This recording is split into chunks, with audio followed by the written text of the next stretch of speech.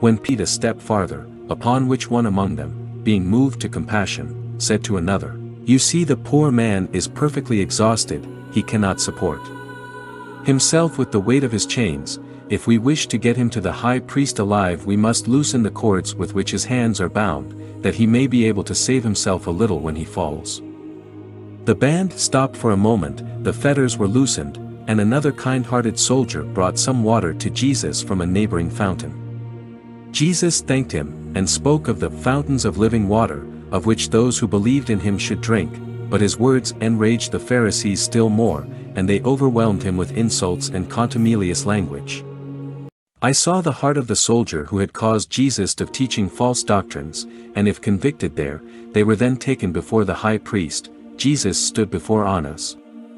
He looked exhausted and haggard, his garments were covered with mud, his hands manacled, his head bowed down, and he spoke not a word. Annas was a thin, ill-humored looking old man, with a scraggy beard.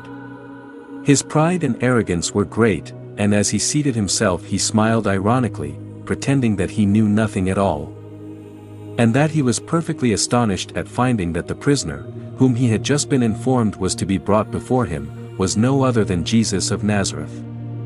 "Is it possible," said he, "is it possible that thou art Jesus of Nazareth?"